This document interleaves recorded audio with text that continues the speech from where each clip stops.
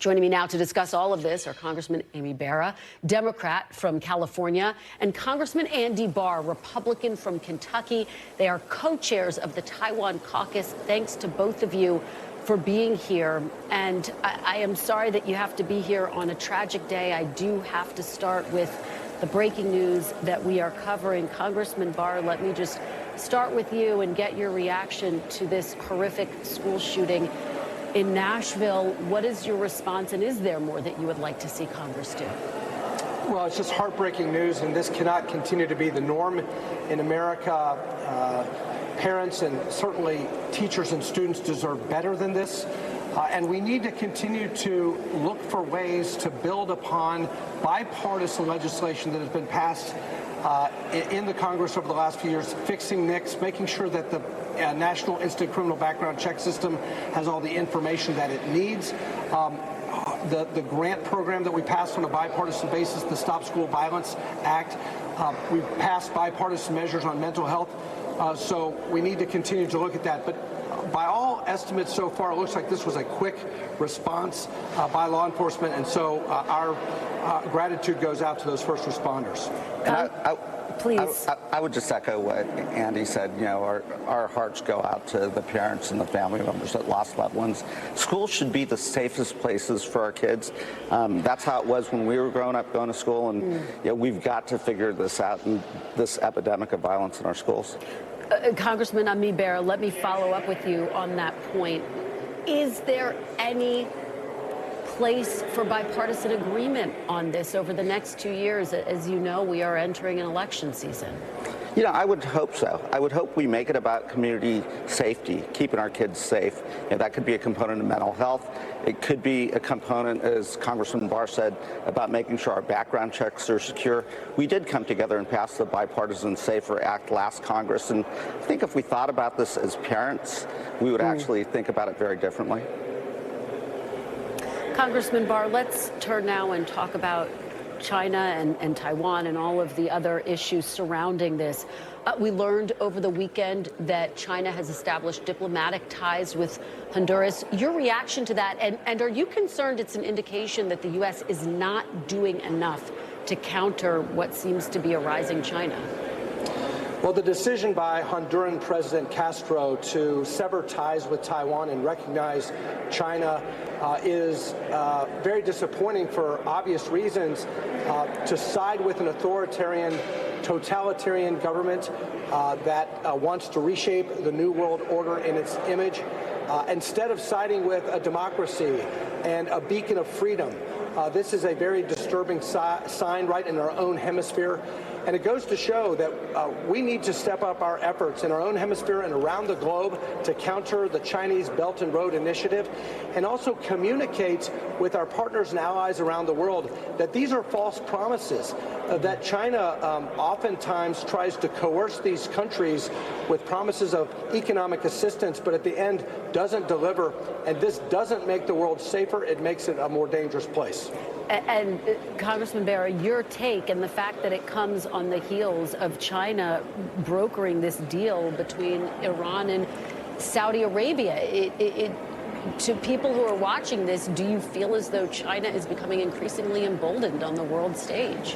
You know, certainly China is acting in a much more emboldened capacity. You know, Congressman Barr used this word coercion, and they use economic coercion in really interesting ways. You know, we've seen it with Lithuania when they did recognize Taiwan, how China quickly produced a backlash. We actually have bipartisan legislation to empower any president and the administration to act in the interest of countries that do get pressured to go one way or another way. And I think we've got to make sure we're using all the tools that we have available, all the resources, diplomacy, but also a muscular defense as well of our allies and friends. Is it time to update our policy of strategic ambiguity when it comes to Taiwan? Would that, for example, send a stronger message that the U.S. stands with Taiwan? You know, I think we talk about it slightly differently. I use the term strategic deterrence, but you can't have deterrence without clarity. So the goal here is to deter. We're not looking to get to a war with China.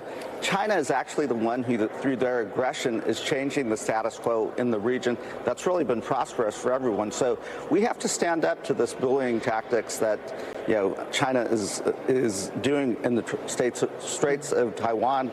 But we've got to do it in a way to deter China from making a wrong mistake. And I agree wholeheartedly with my colleague on this. We need clarity. We need deterrence. And the reason why we need deterrence more than ever right now is because of what we've seen over the last year with the stepped-up aggression from Beijing with respect to the island democracy of Taiwan, our partner and ally. This is a very strategic and important ally of the United States. Not only are they a beacon of freedom and share our values, but our trade, they're the 9th largest trading partner with the United States, $90 billion in trade. They're the largest producer of advanced semiconductors in the world.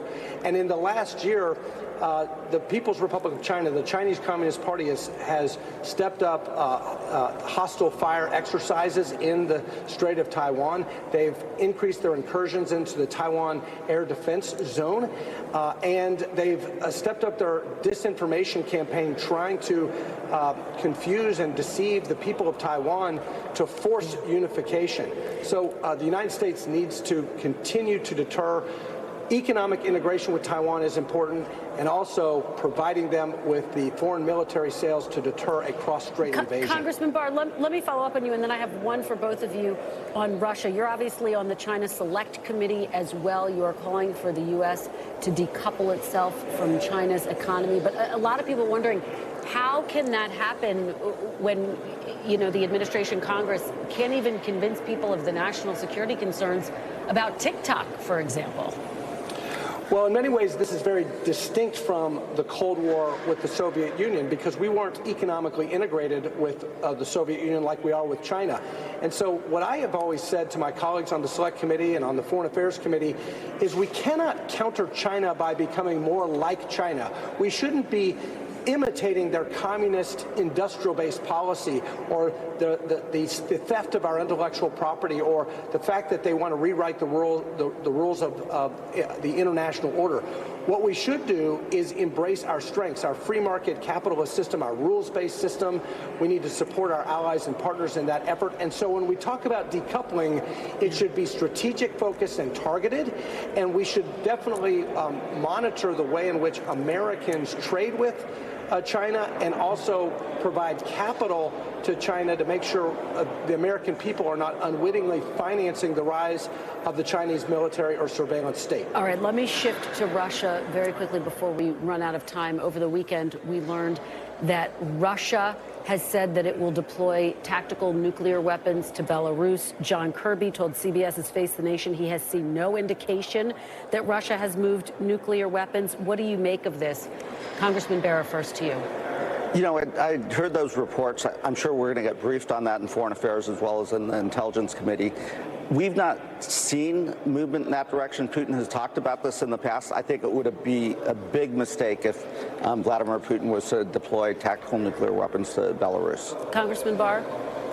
I agree with that. And back to China, there is an axis between Beijing and Moscow, and you saw it on full display last week with the summit between President Putin and Chinese leader Xi in Moscow.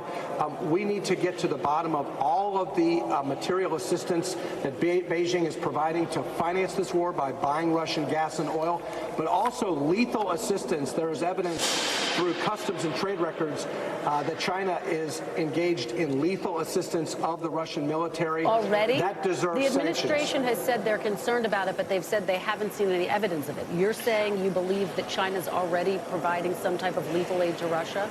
There's no doubt about it. There's evidence of it. I challenge Secretary Blinken for not already recognizing that, acknowledging that, and responding with tough sanctions on China because of it.